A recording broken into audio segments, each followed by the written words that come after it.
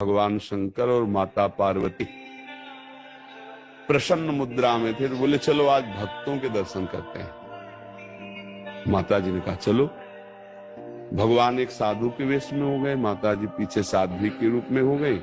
एक धनी आदमी चारपाई पे बैठा सुपारी कतर के खा रहा था, 50 गाय भैंसे सब। उससे कहा भाई 100 ग्राम दूध दे दो, हमारे ठाकुर को स्नान करवाना है। जाने क्या क्या अशुद्ध शब्द बोल गए। पार्वती जी एकदम रुद्र दृष्टि में, हम दर्शन कराने आए भक्त के।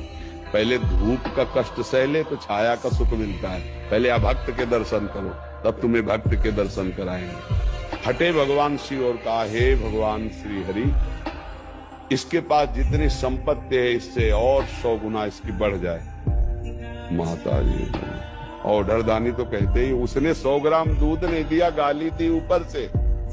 और ये भगवान है। फिर भगवान बोले आओ चलते हैं तुम्हें भक्त के दर्शन कराने।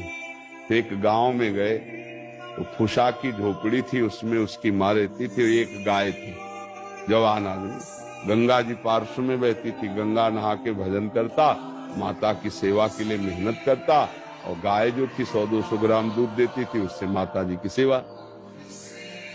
भगवान शिव गए भैया ठाकुर जी की सेवा के लिए 100 ग्राम दूध। तो जो देसी गाय होती है वृद्ध हो गई, आधा लीटर 500 ग्राम 1 लीटर बस है, ज्यादा नहीं। अपनी जो दे हाँ नवीन हो तो 5-6 लीटर तक, ये 20-25 लीटर अपने देसी गायों में नहीं होता। तो थोड़ा दूध देती थी, पूरा दूध रख दिया, पाओ आप ऐसे पाया। थोड़ी देर भगवत चर्चा की, चल दिए और कहा हे भगवान इसकी गैया और मैया दोनों ले लो। अंबा जी को अब नहीं रहा गया, बोले जो 100 ग्राम दूध ले दिया उसको 100 गुना संपत्ति दे दी। ये हिसाब भाई समझ में नहीं आया। और जिसने जितना था उतना दे दिया गरीब आदमी, तो उसके दूध की जो वृत्ति आती थी वो गैया, और बात करने के लिए थी मैया, दोनों आप ऐसा बोले। यही तो समझ ठीक समझो। अभी इसका कुछ समय गैया और मैया में जाता है, अब ये अखंड भजन करके परमात्मा प्राप्ति करेगा। और वो उतने वैभव में तो अपमान संत का कर दिया, जब 100 गुना और बढ़ेगा तो महापाप करेगा, नरक जाएगा। समझ रहे? तो भगवान के विधान को हम लोग समझ नहीं पा रहे। अगर हमें भगवान नहीं दे रहे तो जरूर हम पर कृपा करें, ऐसा हमें मानना चाहिए। नाम जप करो, दूसरों की सेवा करो, तभी आप ये भक्ति का रास्ते समझ पाओगे।